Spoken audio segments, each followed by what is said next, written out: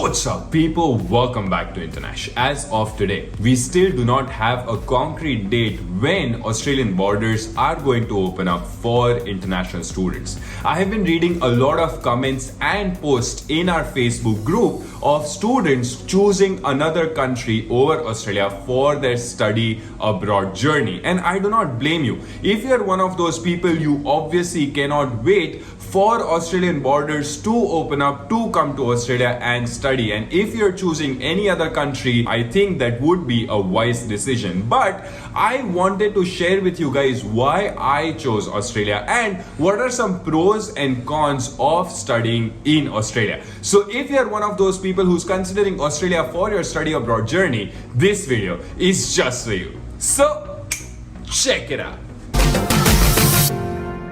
Not many people know this, but when I was thinking to study abroad, my first option was to go to United States because I wanted to do my master's in business, and majority of best B schools in the world is in the US. So I had given GMAT, I had given TOEFL, and I was planning to apply for universities in United States. But for various reasons, and one of massive reasons was fees, I decided that I would like to study either in Canada or in Australia. And then after a lot of thinking and research, I narrowed down on Australia. But let's start with some of the cons. 3 cons why someone would not like to study in Australia. And the first con is that the struggle is real. If you're following this channel for a long time, you would have seen my struggle of trying to get a full-time job or a part-time job, or me sharing stories of how hard it is for international students to find part-time jobs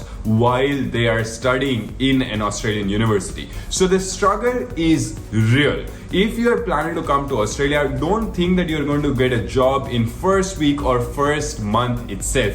There have been international students who have been applying for 4, 5, 6 months and then got a part-time job, and that too not in their field. There are very few international students who I have seen have gotten a part-time job in their field while they are studying in an Australian university. So that's the first thing. If you are planning to come here, you have to be mentally prepared that it is going to be hard, but it is going to be worth it.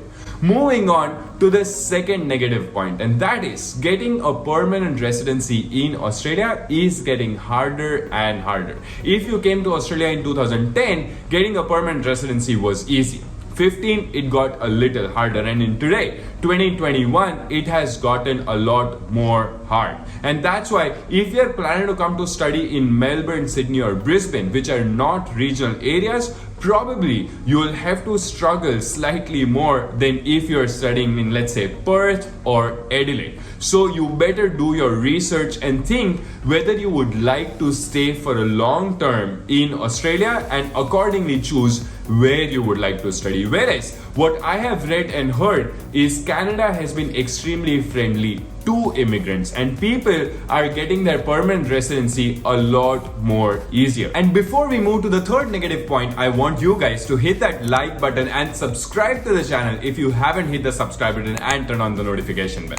Moving on to the third negative point, and that is Australia is bloody expensive, especially fees. Now, Australian university fees are a lot cheaper compared to American university fees, but they're still a lot expensive. For example, I studied Masters of Business from Monash University, and my fees for one semester was around $20,000. Now, agreed, Monash University is one of the top university and has one of the highest fees. But even if you want to study Masters from not so expensive university, still you would be spending around $50,000 to $60,000 for 2 years. So your Masters would cost around $60,000 to $100,000, and if you're studying bachelor's, that would cost around $60,000, $70,000 to $150,000 depending on which university you plan to study. So that is something that you have to think before coming to Australia. Now that was enough negative points, but let me give you some positive points and an explanation why I chose Australia over all other countries. And the first one was weather.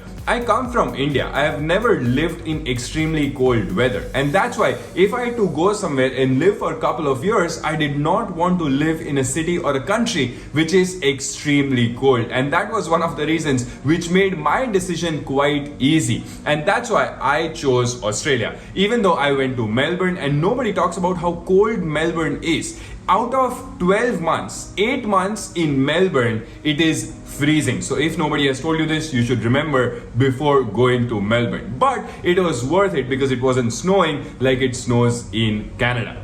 The second reason why I chose Australia was for quality of education. Now, Canada has hundreds of colleges and universities, whereas Australia only has 42 universities. So, if an institution wants to be a university, they have to maintain certain standards and quality of education. Also, out of top 100 universities in the world, Australia has 8 universities. So, Monash University was one of those universities, and I was one of those people who only wanted to study in one of the best universities. And that's why, because of quality of education, I had chosen Australia. And the third reason why I think a lot of international students choose Australia is because of pay rate. Now, if you work even as a part-time job or legally, you have to be paid at least $20 an hour. So if you're working here part-time, even if you're working 20 hours a week or 40 hours a fortnight, you will be able to afford living in Australia. Now, it is hard to get a job, but it is not impossible. Majority of international students work part-time